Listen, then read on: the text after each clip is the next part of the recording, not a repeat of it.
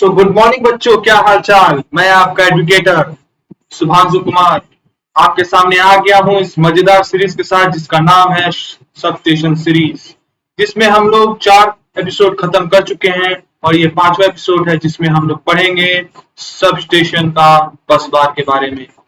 हम लोग ने 4 एपिसोड खत्म कर दिया है जिसमें हम लोग ने पहला episode switch gear and switch yard के बारे में पढ़ा था। स्विच गियर में मैंने आपको बताया था कि स्विच गियर का काम था कि जो भी फॉल्टी सर्किट होता है या फॉल्टी इक्विपमेंट होता है उससे क्या किया जाता है, फॉल्टी करंट को भगा दिया जाता है। बोलता है नहीं, आपको फॉल्टी सर्किट या इक्विपमेंट के पास नहीं आना है, आपको क्या करना है कि आपको अलग सिस्टम के थ्रू मैं पास करा दूंगा, आपको फॉल्टी नालायक जो सर्किट है उसके पास नहीं जाना है।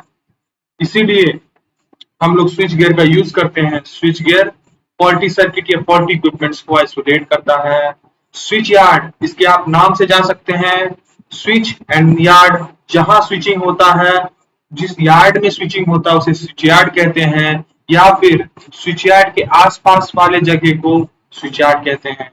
फिर हमने एपिसोड 2 में आपको स्विच यार्ड और सबस्टेशन के बीच अंतर बताया था। मैंने कहा था कि 100 किलो वोल्ट के ऊपर जितने भी वोल्टेज के फ्लो होते हैं जो जिस स्टेशन में होते हैं स्विच यार्ड कहते हैं, और 100 केवी के नीचे सब स्टेशन का यूज होता है।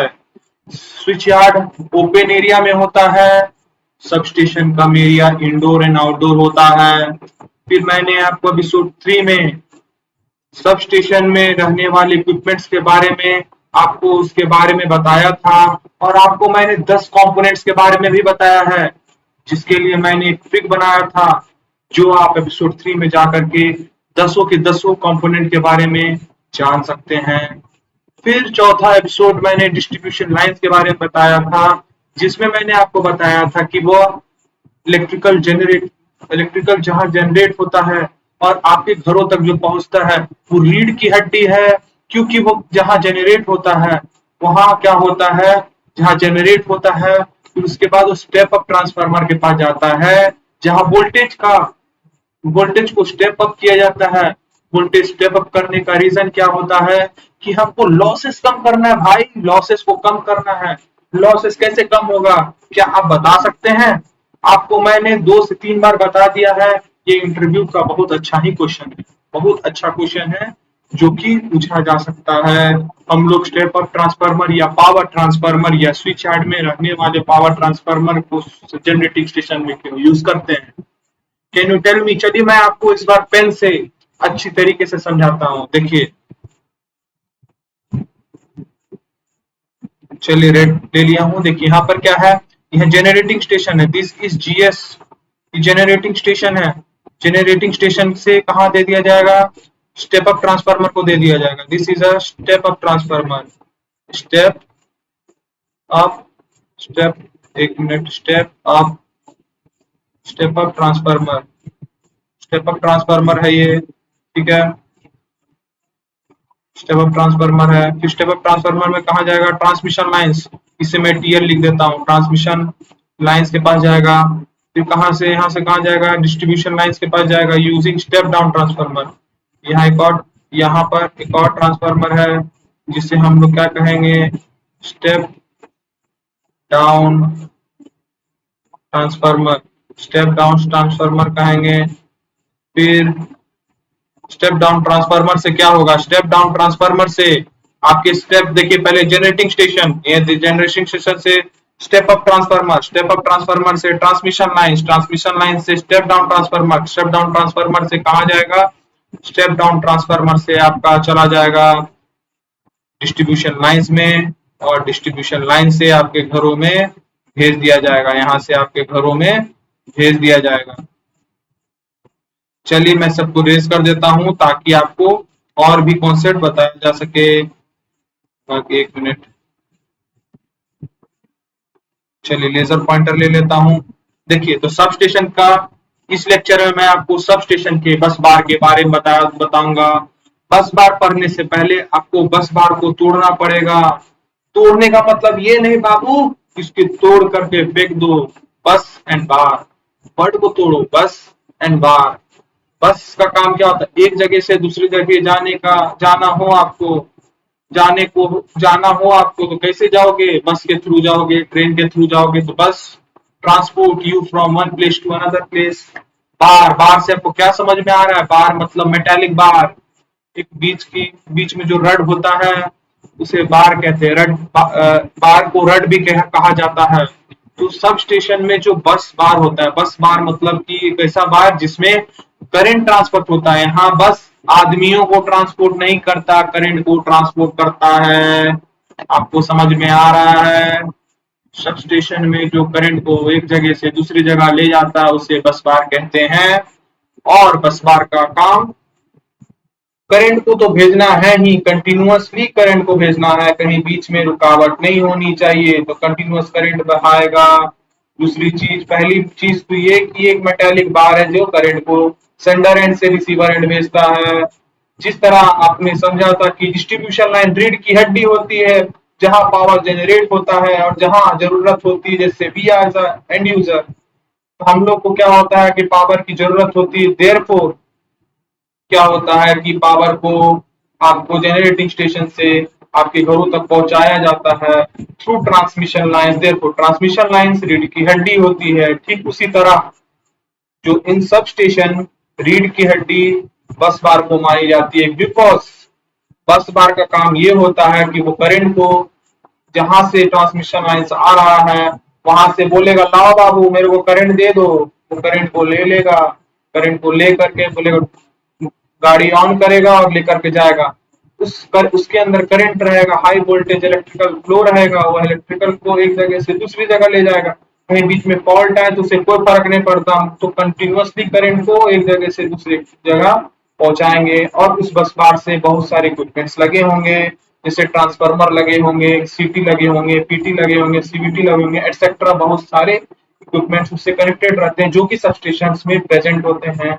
और उससे क्या किया जाएगा, करंट दे दिया जाएगा। इसे आप ठीक अपने घर के वायरिंग सिस्टम से भी रिलेट कर सकते हैं। आपके घर में जिस तरह वायरिंग किया होता है और आपके वायरिंग में करंट बहता है और उस वायरिंग से आपके सारे इक्विपमेंट्स लगे होते हैं, कनेक्टेड होते हैं, ठीक उसी तरह बस बार एक वायर की तरह होता है। और हर एक एप्लियंसेस, जैसे आपके घर में फैन, हीटर और कूलर जो भी चीज लगे हुए होते हैं वायर से, ठीक उसी तरह इससे भी ट्रांसफार्मर, सर्किट ब्रेकर से लेकर के हर एक चीज लगे होते हैं और ये एक रीढ़ की हड्डी की तरह काम करता है। चलिए हम लोग आज स्टार्ट करते हैं इस मजेदार लेक्चर के साथ। अगर आपको अच्छा लगता है तो लाइक, सब्सक्राइब एंड कमेंट जरूर करिए। और हाँ, और एक बात बताना चाहूंगा, इस वीडियो में मैं आपको 3D एनिमेशन सब स्टेशन का एक्सपीरियंस करवाऊंगा जो कि आपके दिल को खुश कर देगा। और आखिरी बात कि आपको हर एक वीडियो का जो भी नोट्स होगा वो मैं टेलीग्राम में पोस्ट कर चुका हूँ। और टेलीग्राम का जो भी लिंक है मैंने डिस्क्रिप्शन में दे चुका हूँ। उस लिंक को आप जा करके फर्स्ट ऑफ ऑल आप टेलीग्राम में जाइए और उस ग्रुप को ज्वाइन करिए और उस ग्रुप से आप नोट्स को भी ले सकते हैं। इस मजेदार नोट्स को पढ़िएगा तो आपके मुंह से सिर्फ एक शब्द निकलेगा, वो होगा वाह। चलिए आज स्टार्ट करते हैं हमारे fifth lecture, introduction to sub station bus bars. चलिए सब स्टेशन के बस बार, तो इंट्रोडक्शन का मतलब यहाँ जितना भी चीज लिखा है इसे मैं आपको शॉर्ट में बता दूं, इसे मैं इंट्रोडक्शन कहता हूं। तो इंट्रोडक्शन टू सब स्टेशन के बस बार के बारे में आपको टॉपिक क्रिस्टल क्लियर हुआ कि नहीं? आप कमेंट सेक्शन में जाके जरूर लिखिए कि सर मुझे ये टॉपिक बहुत अच्छा समझ में आया। तो introduction to substation bus bars. Bus bars are the fundamental component in electrical substation. Electrical substation का फंडामेंटल कंपोनेंट किसे कहा गया है? बस बार को कहा गया है। याद रख लीजिए, अपने कानों में डाल लीजिए। और ये क्या होता है? बैकबोन होता है पावर डिस्ट्रीब्यूशन। मैंने ये आपको एक्सप्लेन कर दिया, जिस तरह distribution line is the backbone in the power generation to the end user. आपके घरों तक जो पहुंचाते हैं, जो वायर जो जनरेटिंग स्टेशन में बनते हैं और आपके घरों में पहुंचाए जाते हैं, उसे डिस्ट्रीब्यूशन लाइंस कहते हैं। ठीक उसी तरह आपके सब स्टेशन में जो करंट बहता है और करंट पावर को डिस्ट्रीब्यूट करता है, ठीक उसी को हम लोग क्या कहते हैं? बस बार कहते हैं। They act as a robust conductor facilitating the transfer of high voltage electricity. और ये क्या करता है कि रोब्यूस्ट कंडक्टर क्या होता है भाई? रोब्यूस्ट कंडक्टर क्या होता है? रोब्यूस कंडक्टर का मतलब मोबाइल कंडक्टर जो करंट को एक जगह से दूसरे जगह ले जाते हैं, उसे रोब्यूस कंडक्टर कहते हैं। सोचिए कितना आसान लग रहा है पढ़ने में भी। They act as robust conductor facilitating the high. देखिए, बस बार में सस्ता चीज नहीं देते हैं, हाई वोल्टेज देते हैं। Therefore it carries high voltage electricity to various equipments, और हर एक इक्विपमेंट इसके साथ कनेक्ट होते हैं, जिसके इसके पास कनेक्टिविटी भी है। हर एक कंपोनेंट इससे कनेक्टेड होते हैं, therefore it has the connectivity. Secondly, हम लोग कह सकते हैं कि इसके पास क्या होता है कि डिफरेंट डिफरेंट कंपोनेंट कनेक्टेड रहते हैं। दूसरी बात ये कि इसमें हाई वोल्टेज का भी ट्रांसमिशन होता है। हाई वोल्टेज इसमें ट्रांसमिट होते हैं, इसमें बहते हैं, फ्लो होते हैं, और इसका जो फ्लो होता है वो कंटिन्यूअस होता है, वो कहीं नहीं रुकता, इंटरप्टेड होता है, बाधा कोई नहीं डाल सकता। ये एक जगह अगर शार्ट हो गए तो आपको एंड प्रोडक्ट तक पहुंचा के रहेंगे करंट को। The significance of bus bar lies in their ability to efficiently distribute power, और ये पावर को भी एफिशिएंटली डिस्ट्रीब्यूट करते हैं। मैंने आपको बताया कि पावर डिस्ट्रीब्यूट करते हैं, करंट को कंटिन्यूअसली फ्लो करवाते हैं, और फ्लो कराने के साथ साथ वो क्या करते हैं, हर एक इक्विपमेंट को करंट भी प्रदान करते हैं। ठीक है, the significance of bus bar lies in the ability to efficiently, और डिस्ट्रीब्यूशन, पावर डिस्ट्रीब्यूशन की एफिशिएंसी को भी बढ़ा देते हैं। कनेक्ट डिफरेंट इलेक्ट्रिकल कंपोनेंट, इनके साथ डिफरेंट डिफरेंट कंपोनेंट कनेक्टेड होते हैं, जैसा कि मैंने आपको बताया। और क्या करेंगे, उसको एनर्जी फ्लो में मदद करेंगे, उसको रिलेबल एनर्जी देंगे, टिकाऊ एनर्जी देंगे, और तभी सबस्टेशन चलेगा। चलिए देखिए, ये चार जो चीज दिख रहे हैं, एक रेड में, एक ये ब्लैक में, एक रेड में, एक गोल्डन में, और ये जो ब्लू में, ये जो चारों चीज है उसी को बस कहते हैं। और ये इंडोर सबस्टेशन का फोटो है। ये इंडोर सबस्टेशन, सबस्टेशन भी दो तरह के होते हैं, इंडोर एंड आउटडोर। तो इंडोर में मतलब घर के अंदर सबस्टेशन खोल दिया गया है, तो घर के अंदर जो सबस्टेशन है उसे इंडोर सबस्टेशन कहेंगे। और उनका यूज लो वोल्टेज पहुंचाना होता है, बट मैक्सिमम टाइम में बस बार का यूज हाई वोल्टेज के लिए होता है, और ये आउटडोर में ही पाया जाता है। देखिए, वही मैं दिखाना, इस फोटो का मतलब यही है कि मैं आपको बस ये दिखाना चाहता हूँ कि बस बार कैसा होता है। चलिए आगे बढ़ते हैं। अब बस बार का जरूरत क्यों पड़ा सर, आपने तो आधा बात बता दी। चलिए मैं फिर से बता देता हूँ बस बार का काम क्या होता है। एफिशिएंट पावर डिस्ट्रीब्यूट करना, मैंने आपको बताया कि बस बार से डिफरेंट डिफरेंट कंपोनेंट लगे होते हैं, और ये एफिशिएंटली पावर को भी भेजता है। एफिशिएंटली पावर को भेजने के कारण इसका क्या होता है कि पावर डिस्ट्रीब्यूशन भी एफिशिएंटली करता है, पावर डिस्ट्रीब्यूशन का एफिशिएंसी भी बढ़ जाता है। Bus bar act as a central distribution hub, बीच से बस बार जाएगा, उससे क्या हो गया, ट्रांसफार्मर लगा, यहाँ से सर्किट ब्रेकर लगा, यहाँ से सीटी लगा, यहाँ से पीटी लगा, मतलब एक बीच का रीढ़ की हड्डी, जिससे अलग अलग नर्व, अलग अलग ब्रांच निकले और क्या बन गए, कंपोनेंट से अटैच हो गए। तो bus bar act as a central distribution hub, efficiently distributing power from incoming line to the multiple outgoing circuit. मतलब एक सेंट्रल में ग्रिड की हड्डी से देखते हैं अलग अलग नस निकलते हैं, ठीक उसी तरह ग्रिड की हड्डी हो गया सब स्टेशन, और उससे अलग अलग जो वायर निकल जाते हैं और क्या करते हैं, डिफरेंट डिफरेंट कंपोनेंट को पावर प्रोवाइड करते हैं। ठीक है, चलिए, they enable simultaneously power delivery to various substation component. और ये क्या करते हैं, सब स्टेशन के कंपोनेंट को पावर डिलीवर करते हैं, डिफरेंट डिफरेंट एलिमेंट को। और खाली पावर डिलीवर नहीं करते, एफिशिएंट पावर डिलीवर करते हैं। ठीक है, चलिए आगे बढ़ते हैं। और flow of electricity, uninterrupted flow of electricity भी करते हैं। फ्लो ऑफ इलेक्ट्रिसिटी 24/7 कंटिन्यूअसली बहते रहता है। ये बहुत बड़ा इंपॉर्टेंट फैक्ट है कि that what is the use of bus बार। आपसे क्वेश्चन पूछ लिया जाएगा, आप लिख लीजिए क्वेश्चन बाबू, कि इंटरव्यू में क्वेश्चन पूछा जाएगा कि बस बार क्या होता है। बस बार का मतलब होता है कि efficiently delivery of power or uninterrupted flow of electricity from the center end to the receiver end, and in between the bus bar. The bus bar also distribute power to each and every component of distribution system efficiently and within the process. Reliable connectivity क्या होता है, reliable connectivity का मतलब एक बस बार से हर एक component का वायर निकलता है, हर एक कंपोनेंट को पावर डिस्ट्रीब्यूट करता है। वही bus bar provide reliable and obvious connection between the different electrical component with the substation. आपको समझ में आ गया, एक रीड हड्डी जिससे अलग अलग वायर निकलते हैं और इलेक्ट्रिकल कंपोनेंट में कनेक्टेड होते हैं, और उससे क्या होता है, पावर जाता है। मतलब आपको मैं पेन का यूज करके मैं बता देता हूँ। जैसे दिस इज अ क्या हो गया, बस बार। यहाँ से निकले ट्रांसफार्मर गए, यहाँ से निकले आपका सीटी गए, यहाँ से निकले आपका पीटी गए, यहाँ से निकले आपका सीबीटी गए, यहाँ से निकले आपका रेक्टिफायर का मतलब यहाँ से करंट बहेगा, यहाँ से करंट बहेगा, यहाँ से करंट निकलेगा, और उसके बीच में कनेक्शंस लगे होते हैं, समझ रहे हो ना?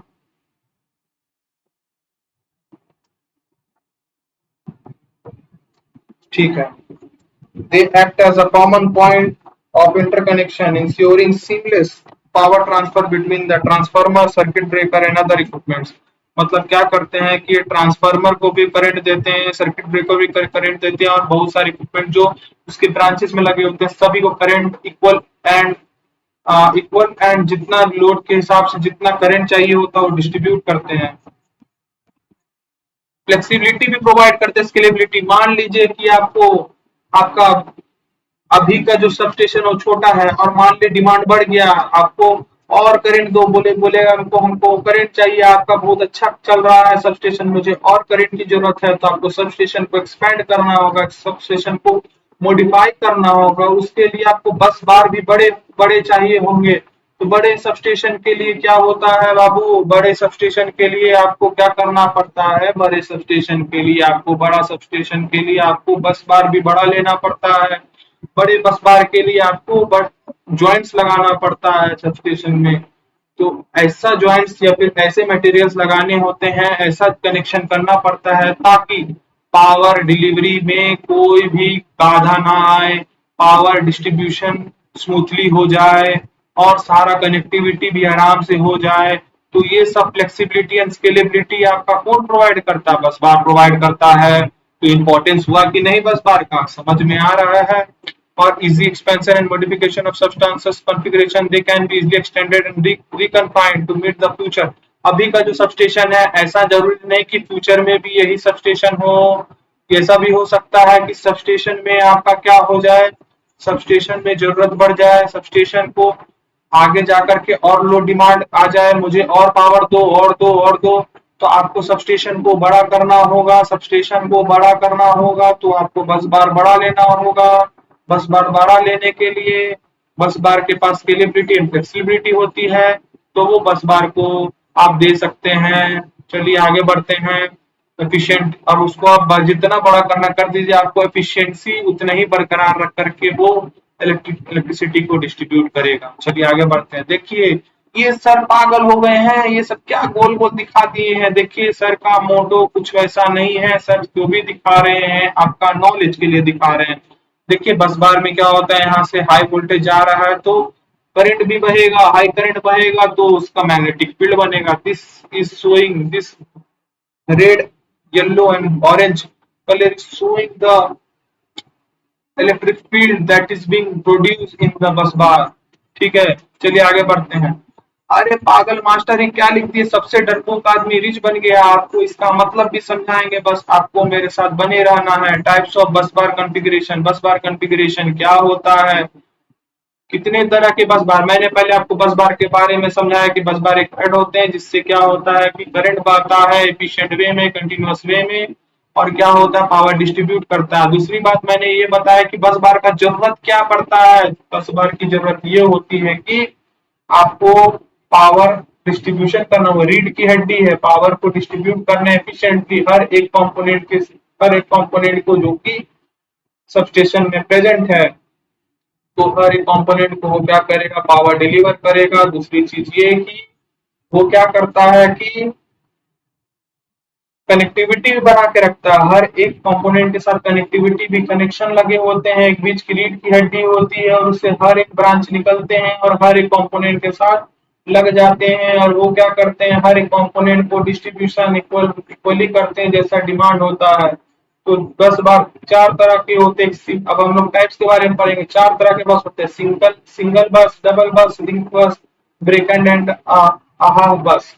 तो सिंगल बस क्या होता है मास्टर, सिंगल बस एक सिंगल बस होती है, उसी से सारा करंट बहता है। ठीक है, आप इसका ये देख सकते हैं, मेरे पॉइंटर को देखिए, आपको बहुत अच्छा से समझ में आएगा। दिस इज अ सिंगल बस। सिंगल बस में आपको वर्ड समझ गए, आपको ये वर्ड समझ जाना चाहिए सुन करके, एक सिंगल ही बस से सारा चीज पूरा। और ये छोटे सबस्टेशन, एक आपका इंटरव्यू का क्वेश्चन बन गया है कि छोटे सबस्टेशन में आपका कौन सा बस यूज होता है, छोटे सबस्टेशन में आपका सिंगल बस यूज होता है। ये आपका इंटरव्यू का एक क्वेश्चन बन गया है। इसे आप ध्यान रखिए, याद रखिए कि ये क्वेश्चन आ सकता है। डबल बस, डबल मतलब दो, दो बस का यूज होगा। कितना आसान लग रहा है बाबू, दो बस। अब इसमें क्या है, दो भाई हैं। अब इसको मैं याद कराने के लिए आपको एक कहानी बताता हूँ। दो भाई है, बोलता है कि हम आईएएस बनेंगे, हमको डीएसपी बनना है, हमको डीएसपी बनना है। तो दूसरा भाई बोलता है उसका देखा देखी करके कि हम भी डीएसपी बन, तुम जैसा चलेगा हम भी वैसे ही चलेंगे। मतलब ये इस ऐसे किया तो ये भी ऐसे किया, मतलब पैरेलली दोनों चल रहे। तो दोनों भाई, एक का अगर तबीयत खराब होता है तो दूसरे का काम दूसरा भाई कर लेता है। सोचिए दूसरा भाई कितना चालाक है, उसका पढ़ाई अपने कर लेता है। और अगर दूसरा भाई, ये भाई आपका बीमार पड़ता है तो पहला भाई काम कर देता है। ठीक उसी तरह दो बस है जो कि दोनों पैरेलली रहते हैं। देखिए दोनों बस, और दोनों भाई है तो दोनों भाई की एक माँ होगी, main bar and the main bus and the auxiliary बस। तो दो बस है, एक मेन बस है, एक ऑक्सिलरी बस है। दोनों भाई पैरेलल है तो therefore they are parallel to each other, they both are parallel to each other.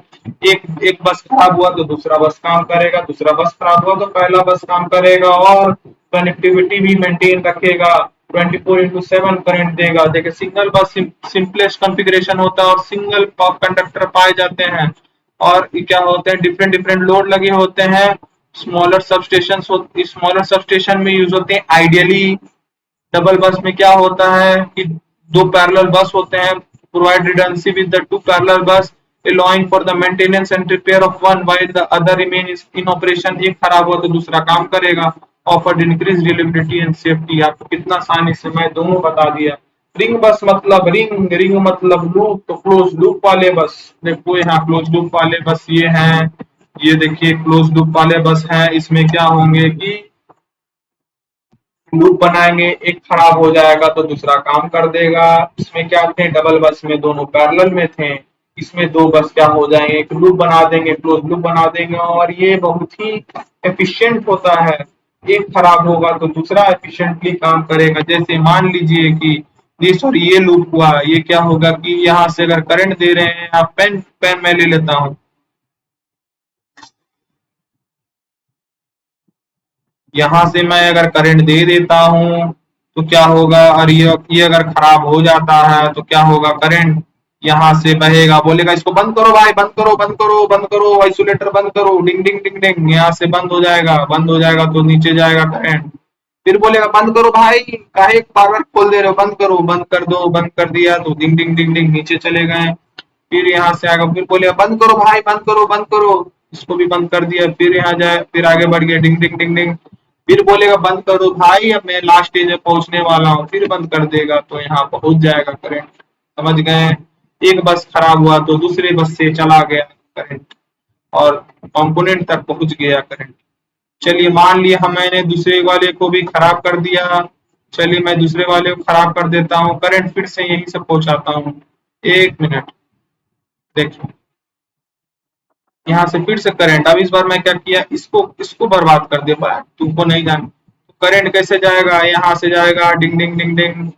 बोलेगा इसको बंद करो भाई, बंद करो, बंद करो, काहे खोलती हो, ये वाला भी बंद हो जाएगा। फिर नीचे जाएगा, फिर बोलेगा बंद करो, बंद करो, फिर बंद होगा, फिर नीचे जाएगा, फिर यहाँ से वापस वहां चला जाएगा जहां जरूरत होगी। हर एक कंपोनेंट में आपका करंट बहाना 24/7 बना रहेगा। ये हाईली एफिशिएंट है। ये इससे उससे कम एफिशिएंट है। और सबसे खराब एफिशिएंसी इसकी होती है क्योंकि स्मॉल सबस्टेशन में यूज होता है। स्मॉल सबस्टेशन में वोल्टेज लेवल भी कम होता है और ये बस बार ज्यादा वोल्टेज नहीं काबू कर पाएगा। Therefore it is used in the low बस सिस्टम। लो वोल्टेज में काम करेगा, लो स्मॉल स्मॉल सबस्टेशन में काम करेगा। वेयर एस ये जो करेगा सेकंड वाला, वो क्या करेगा, थोड़े बड़े बस में काम करेगा, मतलब कि थोड़े बड़े सबस्टेशन में काम करेगा। जहाँ दो बस लगे होंगे, दोनों भाई होंगे, दोनों पैरेलली काम करेंगे। एक खराब होगा तो दूसरा काम करेगा, दूसरा खराब होगा तो पहला काम करेगा। इसलिए उससे ज्यादा एडवांस जो सबस्टेशन है वहां यूज होंगे, जहां पर क्या होंगे कि आपके एक खराब हो गए तो दूसरे काम करेंगे। और मैंने बता दिया कि कैसे काम करेंगे। चलिए अब हम लोग चलते हैं आपका वन एंड हाफ ब्रेकर में। वन एंड हाफ ब्रेकर ये हाइब्रिड ब्रेकर होते हैं, इसमें 3 बस यूज होते हैं। ब्रेकर एंड हाफ मतलब इसमें 3 बस यूज होंगे। एक बस आपका होगा, 2 बस आपका पैरेलली वर्क करेंगे, जैसे भाई भाई वर्क करे, तो और एक बस स्विचिंग के लिए काम करेगा, बस वही बात है। और ये जो मैंने लिखा है सबसे डरपोक आदमी रिच बनता है, रिच बन गया, ये एक निमोनिक्स है जो कि आप इसके कॉन्फ़िगरेशन को याद करने के लिए यूज कर सकते हैं। S for single, S for सबसे, डी फॉर डबल, डी से डरपोक, आर से रिंग, आर से रिच, बी से ब्रेकर, बी से बन गया। तो आप इसे आराम से रट सकते हो और इससे आपको ज्यादा दिन तक याद भी रहेगा। चलिए आगे बढ़ते हैं। आगे बढ़ने से साथ साथ मैं ये भी आपको बताऊंगा कि बस बार का मटेरियल हम लोग कौन सा यूज कर सकते हैं। ये तो पढ़ने में और मजा आ जाएगा। हम लोग 3 चीज पढ़ चुके हैं, बस बार क्या होता है, बस बार का क्या टाइप होता है और बस बार का यूज क्या होता है। अब हम लोग पढ़ेंगे बस बार बनता किससे है भैया, बस बार का काम बता दो किससे बनता है। बस बार 3 चीजों से बनता है, कॉपर, अल्युमिनियम और सिल्वर। कॉपर का कंडक्टिविटी हाई होता है, अल्युमिनियम का कॉपर जितना नहीं, लेकिन कॉपर जैसा होता है। कॉपर जितना नहीं कर पाता बट कॉपर के लगभग कर देता है। सिल्वर तो बहुत बलशाही है, वो तो सब काम कर देता है, कर देता है कि नहीं। कॉस्ट देखिए, कॉपर तो बीच वाला आदमी है, ज्यादा ना महंगा ज्यादा ना सस्ता लेता है। अल्युमिनियम तो सबसे सस्ता और सबसे टिकाऊ लगता है क्योंकि ये कॉपर जितना काम कर देता है। सिल्वर का जो कॉस्ट होता है वो बहुत ही ज्यादा होता है ना। मैं आपको गाने की तरह एकदम सब सिखा दूंगा। देखिए, कॉपर का कंडक्टिविटी हाई होता है, एल्युमिनियम तो कॉपर जितना कर देता है, कॉपर जितना कर देता है, ठीक है। सिल्वर तो सबसे बलशाली है, वो उसका कंडक्टिविटी सबसे ज्यादा होता है। कॉपर का कॉस्ट तो बीच वाला होता है, ना ज्यादा होता है ना कम होता है। अल्युमिनियम का तो सबसे कम होता है। सिल्वर तो सबसे बड़ा है और सबसे बड़ा इसका रकम है, मतलब इसकी महंगाई ज्यादा होती है, ठीक है। तो हम क्यों चुने कॉपर भैया तुमको, सिल्वर भी ना चुन पाएगा। चुनेंगे उन्हीं को जो एल्युमिनियम कहलाएगा, मतलब जो एल्युमिनियम होगा मैं उन्हीं को चुनूंगा, ठीक है। कोरोजन रेजिस्टेंस, कॉपर का कॉपर रेजिस्टेंस तो अच्छा होता है, पर क्यों मैं चुनूं एल्युमिनियम, तो मॉडरेट होता है, ना ज्यादा होता है ना कम होता है। बट एल्युमिनियम जितना कर देता है, बट कॉपर जितना कर देता है। सिल्वर को, सिल्वर की क्या बताऊं, वो तो सब में बलसाई हो जाता है, पैसा हो या कंडक्टिविटी सब में आगे रह जाता है। कितना अच्छा कहानी के तौर पे मैंने आपको तीनों चीज बता दिया और ये आपको याद रहेगा। और आप ये बताइए कि मैं इसमें से क्या चूज करूं। कॉपर, कॉपर को मैं क्यों चूज करूं भैया, जब कॉपर जितना आपका एल्युमिनियम कर देता है, जितना कॉपर करता है उतना तो एल्युमिनियम कर देता है और सस्ता भी है भैया। तो एल्युमिनियम ही ज्यादा यूज होगा। The choice of the bus bar material depend on the factor like power capacity. अब बस बार की मटेरियल को कैसे हम ले सकते हैं, उसके पावर कैपेसिटी को पहले देखेंगे, फिर इन्वायरमेंटल कंडीशन को हम देखेंगे, फिर हम लोग कॉस्ट को देखेंगे। पहला कि कितना पावर ले जाता है, एक बस बार कितना कॉपर ले जाता है उसको हम देखेंगे। फिर इन्वायरमेंटल, बारिश हो या बरसात, टिकेगा हर बार और हर बार अच्छा परफॉर्मेंस करके देगा, उसी को हम लोग कहेंगे बस बार मटेरियल अच्छा है। जो भी बस बार मटेरियल में अच्छा पावर को लेकर के जाए, पैसा कम ले, तीसरा चीज की हर एक इन्वायरमेंटल कंडीशन को टॉलरेट कर ले, वही बस बार अच्छा होता है। Copper is popular choice due two is high conductivity. Copper का कंडक्टिविटी ज्यादा होता है और इसका पैसा ना ज्यादा ना कम होता है। इसका ज्यादा पैसा ना ज्यादा कम होता है, मतलब मॉडरेट होता है। तो copper is popular. But aluminium तो कॉपर जैसा काम कर देता है ना। कॉपर जितना तो नहीं होता लेकिन कॉपर जैसा कर देता है। Aluminium is favoured in certain situation due to low cost. इसका पैसा सस्ता होता है ना, इसका सस्ता पैसा होता है और कंडक्टिविटी भी ज्यादा होता है कॉपर जितना होता है। और सबसे बड़ा रीजन इसका वेट भी लाइट होता है। ये इंटरव्यू क्वेश्चन है, पूरा जो है इंटरव्यू क्वेश्चन, इसको अच्छा से कर लीजिए। आज जो भी लेक्चर देख रहे हैं मैं आपको गारंटी देता हूं कि इससे बहुत सा क्वेश्चन पूछ सकता है इंटरव्यू में, ठीक है, तो इसे अच्छे से कर लीजिएगा। Silver is used in applications used requiring the highest conductivity. इसका कंडक्टिविटी हाई होता है सिल्वर का, लेकिन क्या फायदा, मोटा तो नोट देना पड़ेगा इसका। वो मोटा नोट क्यों दूं, जब एल्युमिनियम ही आधा से ज्यादा काम कर ही दे रहा है, तो मैं सबसे बेस्ट क्यों चुनूं। बट इसका यूज भी होता है, कुछ कुछ जगह में यूज होता है, जहां जहां इसका कंडक्टिविटी ज्यादा होता है वहां वहां हम लोग इसको यूज कर लेते हैं, ठीक है। हाई कॉस्ट लिमिट होता है, इसका लिमिट होता है, कॉस्ट बहुत ज्यादा होता है। चलिए आगे बढ़ते हैं। ये जो ऊपर में रड रड देख रहे हो, रड जैसा जो जा रहा है उसे हम लोग बस बार कहते हैं। जो घर में रड लगाए जाते हैं उसे बस बार नहीं कहते भैया। जो ऊपर में रड होता है, जो सबस्टेशन में ऊपर में रड लगा रहता है, उसको हम लोग सबस्टेशन कहते हैं।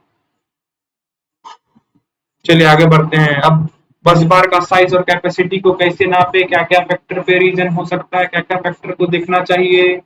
बस बार कैरिंग करेंट कैरिंग कैपेसिटी, बस बार का करेंट कैरिंग कैपेसिटी को भी देखना चाहिए हम लोगों को, करेंट कितना ले जाएगा। अब ये बताइए, आपको मैं छोटे चीज में सब कुछ बता दूंगा। आर बराबर क्या होता है, आर बराबर रो एल बाई ए होता है कि नहीं होता है। होता है तो कमेंट सेक्शन में यस लिखिए, नहीं होता है तो कमेंट सेक्शन में नो लिख दीजिए। ये आपने 10th क्लास में पढ़ा है, ये याद नहीं है तो अभी रट लो भैया, नहीं तो बाद में बेइज्जती हो जाएगी। Are equal to rho L by A, where अगर हम लोग एरिया को बढ़ा देंगे तो रेजिस्टेंस घट जाएगा। तो हम लोग को बस बार का एरिया को घटाना चाहिए कि बढ़ाना चाहिए। करंट का कंटिन्यूअसली फ्लो कराना है तो बाधा को कम कर दो, बाधा को कम करने के लिए एरिया बड़ा कर दो। एरिया बड़ा हो जाएगा, रेजिस्टेंस कम हो जाएगा, रेजिस्टेंस कम हो जाएगा तो बाधा कम हो जाएगा, बाधा कम हो जाएगा तो क्या होगा, हीटिंग भी कम होगा। जितना ट्रैफिक कम होगा उतना ज्यादा फ्रिक्शन कम होगा, जितना फ्रिक्शन कम होगा उतना रेजिस्टेंस कम होगा, जितना रेजिस्टेंस कम होगा उतना हीटिंग भी कम होगा। To the current The current carrying capacity, the size of the bus bar is directly related to the amount of current it can carry safely carried। मतलब क्या कि देखना पड़ेगा कि कितना करंट ले जा पाता है, कितना क्रॉस सेक्शन रखने पर कितना करंट ले जाएगा। तो जितना ज्यादा क्रॉस सेक्शन एरिया उतना ज्यादा करंट, जितना बाधा कम उतना गाड़ी चाहेगा कि हम उसमें, जैसे देखिए दो रास्ते हैं, एक रास्ता है कि बहुत बड़ा कवर, एक रास्ता है बहुत अच्छा है। तो आप अच्छे रास्ते से जाइएगा ना, आपका नहीं, अब खराब रास्ते जाएगा तो आपका सॉकर खराब हो जाएगा गाड़ी का। आप अच्छे रास्ते से जाएगा तो क्या होगा, आपको स्मूथनेस मिलेगा, आपको बीच में कोई बाधा नहीं मिलेगी, रेजिस्टेंस अच्छा मिलेगा। तो the size of the bus bar is directly related to the amount of current it can safely carry. Larger cross section area और हायर करंट, जहाँ क्रॉस सेक्शन एरिया ज्यादा होगा वहां ज्यादा गाड़ी जाएगा, वहां हायर करंट होगा और उसमें हीटिंग भी कम होगा। वोल्टेज ड्रॉप को समझते हैं। चलिए, वोल्टेज ड्रॉप क्या होता है, the length of the bus bar influences the voltage drop. अब ये समझ लीजिए कि जितना बड़ा लेंथ हो जाएगा बस बार का, जितना बड़ा लेंथ होगा भैया उतना उसका वोल्टेज ड्रॉप होगा। इसीलिए लंबाई उतना रखो जितना जरूरत हो, ज्यादा लंबाई भी नहीं होना चाहिए, ज्यादा छोटा लंबाई भी नहीं होना चाहिए, और इतना लंबाई रखना पड़ेगा कि जितना वोल्टेज उस कंपोनेंट को चाहिए उतना वोल्टेज मिल सके, ताकि ज्यादा ड्रॉप नहीं हो जाए उसके बीच में, ठीक है। टेम्परेचर राइज ना हो इसके लिए क्या करते हैं, क्रॉस सेक्शन एरिया को बढ़ा देते हैं। क्रॉस सेक्शन एरिया को बढ़ा देने से करंट हाई करंट बहेगा, हाई करंट बढ़ने से क्या होगा, हीटिंग भी कम होगा, एक्सेसिव हीटिंग भी नहीं होगा। एक्सेसिव हीटिंग क्यों नहीं होगा, क्योंकि रेजिस्टेंस कम हो गया है, स्मूथनेस ज्यादा हो गया है, ज्यादा आपको रफनेस नहीं मिलेगा, ज्यादा आपको फ्रीक्वेंसी फ्रिक्शन नहीं मिलेगा। फ्रिक्शन कब होगा ज्यादा, जब ज्यादा खुरखुरा रास्ता होगा, ज्यादा खुरखुरा रास्ता होगा तो जाने में मुश्किलाहट होगी, ज्यादा मुश्किलाहट होगी तो हीटिंग भी प्रोड्यूस होगा फ्रिक्शन से, क्योंकि वायर का जो डायमीटर होगा वो फिक्स होगा। आप चौड़ा कर दीजिएगा रोड को तो बहुत सारा गाड़ी जा सकता है और कम दिक्कत के साथ। वही है, the bulbar material and cross section affects its temperature as under the loaded condition, proper sizing ensures safe operation temperature and prevent overheating। मतलब वही लिखा है कि एरिया को बढ़ा दीजिए, ओवरहीटिंग घट जाएगा। Short circuit bubble withstand capacity, short circuit withstand, कितना शॉर्ट सर्किट को बर्दाश्त करने वाली कैपेसिटी होनी चाहिए। तो बस बार में अगर हाई देखिए, अब देख ऐसा होता है कि आपको एक करंट रेटिंग दे दिया, उस हिसाब से आपने क्या किया कि बस बार बना दिए उतने क्रॉस सेक्शन का। मान लीजिए कि कहीं फॉल्ट आ जाएगा, फॉल्ट आने पर क्या होता है, करंट ज्यादा बहता है नॉर्मल से और ज्यादा। अब जगह तो नॉर्मल करंट के लिए बनाए हो, बट ज्यादा करंट आ जाएगा तो बर्दाश्त नहीं कर पाएगा बस बार। इसीलिए जो साइजिंग होता है और कैपेसिटी होता है वो सोच समझ के बनाना पड़ता है। Bus bar must be able to withstand high current without damage or failure. This require proper sizing and the robust construction. Proper sizing का बना होना चाहिए, थोड़ा बड़े होने चाहिए, ताकि अगर ज्यादा करंट भी बह जाए तो आराम से बहे। इसीलिए बोलते हैं जरूरत जितना हो उससे हल्का ज्यादा मेहनत करना चाहिए। आप जितना इंटरव्यू के लिए प्रिपरेशन कर रहे उससे थोड़ा ज्यादा मेहनत करो तो आपको आसानी होगी। अगर कम मेहनत कर रहे हो, कभी जरूरत ज्यादा पड़ जाए तो आप ज्यादा भी मेहनत कर किए हुए होंगे, तैयारी पहले से किए हुए होंगे। चलिए आगे बढ़ते हैं। बस बार का सपोर्ट और इंसुलेटर का काम क्या होता है, पहले मैं आपको उसके बारे में बता देता हूँ, फिर आपको इसका रीडिंग करवाऊंगा। पहले आप ये समझ लीजिए कि बस बार को, क्या आप बस बार जमीन में देखे हो? नहीं, जमीन से थोड़ा ऊपर होता है। तो सपोर्ट, पहला तो सपोर्ट का काम होगा कि वो जमीन को बस बार के साथ सकने नहीं देगा, जमीन से थोड़ी किसी कोई डिस्टेंस में रखेगा। दूसरा चीज ये कि सपोर्ट का काम होता है कि उस पर टिकाए रखना। कभी देखे हो कि बस बार यहाँ झूल रहा है तो कभी यहाँ झूल रहा है, कभी यहाँ झूल रहा है, कभी नहीं। एक एक जगह टिका करके रखेगा, एक प्लेस पे टिका करके रखेगा, है ना। एक एक प्लेस पे टिका करके रखेगा और क्या करेगा, उसको ना हिलने नहीं देगा। एक जगह को टिका करके रखेगा, उसको हिलने नहीं देगा। और दूसरा चीज ये कि थर्मल एक्सपेंशन के बारे में मतलब जानते हो? थर्मल मतलब गर्मी, एक्सपेंशन मतलब एक्सपैंड करना। तो गर्मी से एक्सपैंड भी करता, तो ऐसा भी नहीं टिका करके रखना है कि अगर एक्सपैंड करे तो एक्सपैंड नहीं करे, अरे भैया रुक, दाब करके रखो, अरे भैया थोड़ा फैलने दीजिए, नहीं नहीं फैलने नहीं देगा, ऐसा नहीं। आपको ऐसा साइजिंग रखना है कि अगर फैले भी तो कोई इस पे परवाह ना पड़े, अगर वो पतला भी हो जाए तो उस पे कोई पतला ना, कोई भी उस पे इफेक्ट ना हो। तो पहला चीज है इंसुलेटिंग मटेरियल का काम होता है प्रोटेक्शन। तो प्रोटेक्शन, उसमें हाई वोल्टेज बहता है तो उसमें प्रोटेक्शन की जरूरत होती है। तो insulator play a vital role in the separating the busbar from the ground and other electrical component। they are typically, देखिए इंसुलेटिंग मटेरियल किसके बने होते हैं? Porcelain, epoxy, grounding composite material. देखिए फर्स्ट ऑफ ऑल क्या होता है, बस बार को ग्राउंड से कुछ ऊपर रखते हैं, फिर क्या करते हैं, पोर्सलिन, एपॉक्सी और कंपोजिट मटेरियल का यूज करते हैं ताकि उसका डाई इलेक्ट्रिक स्ट्रेंथ ज्यादा हो। अगर देखिए इसमें हाई वोल्टेज बहता है, अगर डाई इलेक्ट्रिक स्ट्रेंथ ज्यादा नहीं रखोगे तो डाई इलेक्ट्रिक ब्रेक डाउन हो जाएगा। जैसे कोई इंसुलेटर है, उसमें क्या अगर बहुत ज्यादा वोल्टेज चला जाए तो ज्यादा वोल्टेज को विथस्टैंड नहीं करेगा, टूट जाएगा, फट जाएगा। इसे हम लोग डाइलेक्ट्रिक पंक्चर भी कहते हैं। डाइलेक्ट्रिक पंक्चर हो जाएगा। तो डाइलेक्ट्रिक पंक्चर ना हो या डाइलेक्ट्रिक ब्रेकडाउन ना हो तो डाइलेक्ट्रिक स्ट्रेंथ ज्यादा रखते हैं। तो पोर्सलिन, प्रॉक्सी, इपॉक्सी और कंपोजिट मटेरियल का जो डाइलेक्ट्रिक स्ट्रेंथ होता है वो ज्यादा होता है और डाइलेक्ट्रिक आइसोलेशन बना करके रखता है। जो फॉल्टी सर्किट होता है उसको अलग करके रखता है। सपोर्ट स्ट्रक्चर, बस बार को support structure the mechanical strength देता है कि ज्यादा वो हिल डुल नहीं करे और अपना प्लेस पे रहे। वही लिखा, bus bar support provide mechanical stability and ensure the bus bar in place. बस बार को अपने प्लेस में ही टिका करके रखेगा। और कंस्ट्रक्शन किससे कंस्ट्रक्ट किए होते हैं? सपोर्ट स्ट्रक्चर कौन कौन मटेरियल का बने होते हैं? स्टील, एल्यूमिनियम और कंपोजिट मटेरियल के। और बस बार कौन कौन से मटेरियल के हो सकते हैं? आपको इससे पहले वाले स्लाइड में मैंने बताया, कॉपर के हो सकते हैं, एल्यूमिनियम के हो सकते हैं, सिल्वर के हो सकते हैं। और ये सपोर्ट प्रोवाइड करेंगे और लॉन्ग लॉन्ग टर्म ड्यूरेबिलिटी मतलब टिकाऊ बना करके भी रखेंगे। मैकेनिकल स्ट्रेंथ, ये क्या करते हैं, मैकेनिकल स्ट्रेंथ भी बना करके रखते हैं सपोर्ट और आइसोलेटर। और क्या करेंगे, एक जगह टिका करके रखेंगे, उसको ज्यादा हिल डुल नहीं करेंगे। और शॉर्ट सर्किट के टाइम में एक फोर्स लगता है जिसको इलेक्ट्रोमैग्नेटिक फोर्स कहते हैं, उसमें भी कभी आप देखे हो कि शॉर्ट सर्किट हो गया तो क्या हो कि आपका बस बार फेंका जाए अपने प्लेस से? ऐसा नहीं है, क्योंकि सपोर्ट उसको ऐसा बना करके रखते हैं। अगर वैसा शॉर्ट सर्किट में इलेक्ट्रोमैग्नेटिक फोर्स भी लग जाए तो उसमें कोई परवाह ना पड़े। या फिर अगर मैकेनिकल स्ट्रेस भी पड़ जाए तो उसमें कोई परवाह नहीं पड़ना चाहिए। और दूसरा चीज ये कि safety factor reliable operation provide करते हैं। थर्मल एक्सपेंशन वाली बात मैंने बता दी, bus bar expand and contract by the temperature change. जैसे जैसे टेम्परेचर चेंज होता है वैसे वैसे बस बार एक्सपैंड या कॉन्ट्रैक्ट होता है। और कॉन्ट्रैक्ट और एक्सपैंड हो उससे भी बचाते हैं सपोर्ट या फिर सपोर्ट या फिर इंसुलेटर, ताकि ताकि ये ना हो सके कि वो प्रोवाइड ना कर सके आपको। 24/7 कंटिन्यूटी ऑफ इलेक्ट्रिसिटी प्रोवाइड करना चाहिए, उसमें कोई परवाह नहीं होना चाहिए। चलिए आगे बढ़ते हैं।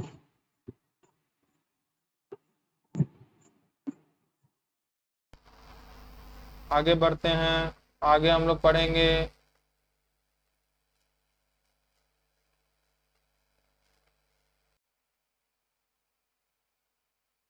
चलिए बच्चों, कुछ लैग आ गया था। चलिए आज हम लोग शुरू करते हैं, फिर से शुरू करते हैं। बस बार सपोर्ट एंड आइसोलेटर हम लोग ने खत्म कर दिया था। चलिए, ये जो दिख रहा है आपको, इसको क्या कहते हैं पता है आप लोगों को? आप लोगों को पता है कि इसे क्या कहते हैं?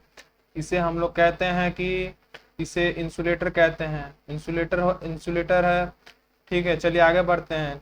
अब कनेक्शन एंड जॉइंट को कैसा रखना चाहिए? फर्स्ट ऑफ ऑल देखिए, कनेक्शन में कोरोजन नहीं लगना चाहिए। अगर कोरोजन लग जाएगा तो उसमें रेजिस्टेंस बढ़ जाएगा। तो connection joint must minimize electrical resistance to reduce power loss. तो जॉइंट्स में अगर कोरोजन हो जाए तो उसका रेजिस्टेंस क्या होगा? मिनिमाइज हो जाएगा और पावर लॉस बढ़ जाएगा। समझ रहे हो ना? ठीक है ना? और एफिशिएंसी भी मेंटेन रहना चाहिए। Careful design and meticulous installment technique होना चाहिए। देखिए, first of all joint resistance को कम करना है, तो जॉइंट को ऐसा लगाओ कि रेजिस्टेंस कम हो जाए। ठीक है। Mechanical strength, connection must be mechanical robust to withstand the force of short circuit. मैंने बताया था शॉर्ट सर्किट होता है तो इलेक्ट्रोमैग्नेटिक फोर्स लगता है। इलेक्ट्रोमैग्नेटिक फोर्स को विथस्टैंड कर पाए जॉइंट। यहाँ जॉइंट की बात हो रही, सपोर्ट की बात नहीं। जॉइंट आपको जब शॉक होगा तो इसे फेंका नहीं जाना चाहिए, आपको वैसी के वैसी ही टिके रहना चाहिए। बोलवा कितना होगा, जाओ लगाते रहो, हम ऐसे ही रहेंगे। शॉक जितना शॉर्ट सर्किट होना हो, हमको कोई परवाह नहीं पड़ता। Connection must be mechanically robust to withstand the force of short circuit and other mechanical stresses. Corrosion resistance, मैंने कहा कोरोजन लगने से आपका जॉइंट रेजिस्टेंस बढ़ जाता है। जॉइंट रेजिस्टेंस बढ़ जाएगा तो आपका बस बार का काम घट जाएगा, एफिशिएंसी घटा दे। Connections should be corrosion resistance to prevent deterioration and ensure long term reliability. Proper material and protection coating, इसमें क्या है? पोताई उताई करेंगे, मेटालिक कोटिंग करेंगे। मेटालिक कोटिंग गैल्वेनाइजेशन प्रोसेस आप जानते हो, गैल्वेनाइजेशन जैसे करते हो उसी तरह इसमें भी क्या होगा? मेटालिक कोटिंग कर देंगे, जिससे इसका क्या होगा? कोरोजन कम हो जाएगा। कोरोजन कम हो जाएगा तो जॉइंट रेजिस्टेंस भी कम हो जाएगा और ये एफिशिएंटली वर्क कर लेगा। समझ में आ रहा है ना? थर्मल एक्सपेंशन, ऐसा नहीं होना चाहिए कि जॉइंट के बीच में अगर थर्मल एक्सपेंशन के लिए जगह नहीं छोड़े, थोड़ा जगह छोड़ देना चाहिए। थर्मल एक्सपेंशन हो भी जाए तो कोई परवाह नहीं पड़े, और अगर कॉन्ट्रैक्ट भी हो जाए तो कोई परवाह नहीं पड़ना चाहिए। तो उस तरह का डिजाइन करना पड़ेगा। चलिए आगे बढ़ते हैं कि बस बार फॉल्ट करंट आ जाए तो क्या क्या चीज देखना होगा। पहले बस फॉल्ट करंट रेटिंग कर देखना पड़ेगा। First of all area cross section को बढ़ा देना पड़ेगा। अगर फॉल्ट करंट आ भी जाए तो उसमें कोई परवाह नहीं पड़ना चाहिए बस बार में। तो bus bar are design to withstand high fault current without damage और failure. The rating reflect the, इसके लिए मैंने आपको बताया कि एरिया ऑफ क्रॉस सेक्शन को बढ़ा दीजिए, आपको फॉल्ट करंट घट जाएगा। Their rating reflect the maximum current they can handle during a short circuit. Short circuit के टाइम में इसका जो मैक्सिमम करंट बहता है, मैक्सिमम करंट को अगर हैंडल कर लेता है तो बस बार बहुत अच्छा है। सर्किट ब्रेकर एंड फ्यूजेस सब जगह लगा रहता है, ट्रांसफार्मर में भी लगा रहता है, बस बार में भी लगा रहता है। वो क्या करेगा कि क्विकली क्या करेगा? इंटरप्ट कर देगा फॉल्ट करंट को। फॉल्ट करंट क्या करेगा? इंटरप्ट करेगा और क्या करेगा कि उसको दूसरे सिस्टम्स के थ्रू पार कर देगा और प्रोटेक्शन प्रोवाइड करेगा किसी भी इक्विपमेंट को। थर्मल कंसिडरेशन, बस बार के पास क्या होता है कि हीट जनरेट होता है। फॉल्ट करंट बहुत ज्यादा करंट बहेगा तो क्या होगा? लॉसेस ज्यादा होगा, लॉसेस के कारण हीट प्रोड्यूस होगा। हीट प्रोड्यूस होगा तो क्या हो जाएगा? हीट प्रोड्यूस होगा तो क्या हो जाएगा कि फॉल्ट करंट हीट प्रोड्यूस होगा तो क्या होगा? फट सकता है बस बार। तो फॉलो एक बार होता है तो क्या होगा? फट जाएगा, फट जाने से डिस्ट्रॉय हो जाएगा। तो वो अगर विथस्टैंड कर लेता है तो बस बार बहुत अच्छा है। उसमें कूलिंग एंड वेंटिलेशन प्रोसेस भी लगाया जाता है ताकि क्रिटिकल कंडीशन में भी वो विथस्टैंड कर पाए। मैकेनिकल स्ट्रेंथ उसका ज़्यादा अच्छा होना चाहिए। फॉल्टी सर्किट जब आएगा तो शॉर्ट सर्किट होगा, शॉर्ट सर्किट में फेंका नहीं जाए आपका जो बस बार। अगर नहीं फेंका रहा तो बस बार बहुत अच्छा है। चलिए आगे बढ़ते हैं। इसमें आपको रेगुलर इंस्पेक्शन करना पड़ता है। Periodic inspection are crucial to identify potential problem early, preventing failure, failure होने से बचाना पड़ता है, सेफ एंड रिलेबल ऑपरेशन करना पड़ता है, डैमेज एंड कोरोजन से बचाना पड़ता है, और लूज कनेक्शन ना हो वो भी देखना पड़ता है। वही यहाँ लिखा है, periodic inspection are crucial to identify the potential problem early, prevent failure and ensure safe and reliable operation, failure नहीं हो और सेफ एंड रिलायबल ऑपरेशन हो। और विजुअल चेक होता है कि डैमेज है कि नहीं है, कोरोजन है कि नहीं है, एक लूज कनेक्शन है कि नहीं है। क्लीनिंग एंड टाइटनिंग, बस बार में रेगुलर क्लीनिंग होता है ताकि कोरोजन कम हो। देखिए connection remove dust and dirt को हटा दिया जाता है ताकि कोरोजन कम हो, और कोरोजन के कारण क्या होगा, रेजिस्टेंस बढ़ जाएगा, रेजिस्टेंस के कारण ओवर हीटिंग होगा, तो ओवर हीटिंग ना हो इसी कारण डस्ट एंड डर्ट को हटा दिया जाता है, साफ करवा दिया जाता है। और जहां भी टाइटनिंग किया जाता है, जहां भी लूज कनेक्शन है वहां टाइटनिंग किया जाता है, वही लिखा tightening loose connection ensures secure and reliable electrical path. Thermal imagining के थ्रू देखा जाता है कि हर एक कंपोनेंट में आपका, हर एक कंपोनेंट ऑफ बस बार में आपका बस बार का हर एक पार्ट में देखा जाता है थर्मल इमेजिनिंग क्या है कि गर्म तो नहीं हो रहा है, जगह जहाँ गर्म वहाँ हो सकता है फॉल्ट करंट को, सब चीज देखा जाता है। Thermal imagining technique help to detect the hotspot and over heating areas, potential problem with the connection, insulation or overload condition। preventive maintenance involve, preventive maintenance मतलब कि वॉन एट ऑन तो नहीं है वो भी देखा जाता है, और रिलेबिलिटी को इंक्रीज किया जाता है। चलिए आगे कंक्लूजन, लास्ट वाले पार्ट में पहुंच गए हैं। बस बार एक रीढ़ की हड्डी होती है सबस्टेशन की, वही लिखा essential component in substation, play a vital role in electrical distribution, एक जगह से दूसरी जगह पावर को पहुंचाने में मदद करता है, और इसका प्रोसेस जो ऑपरेशन जो होता है वो रिलायबल टिकाऊ होता है ऑपरेशन। इसका बस बार का जो डिजाइन होता है, मटेरियल होता है और मेंटेनेंस होता है, बहुत ही क्रूशियल होता है, जिससे क्या होता है सबस्टेशन की लाइफ बढ़ जाती है। और क्या लिखा है, डाउन टाइम भी घट जाता है। रिकमेंडेशन को भी डिस्कस किया गया है, और अगर मैं जितना भी पढ़ाया हूँ अगर आपको समझ में आ गया है, अगर वो आप इम्प्लीमेंट करेंगे तो आप अच्छे बस बार को बना सकते हैं। अब आपको सारा कुछ मैंने बस बार के बारे में बता दिया है, और मैं दुआ करता हूँ आपको सब कुछ समझ में आया होगा। और ट्राई करिए कि आपको अगर अच्छा लगता है वीडियो तो कमेंट करिए, लाइक करिए, सब्सक्राइब करिए। चलिए थैंक यू एंड जय हिंद।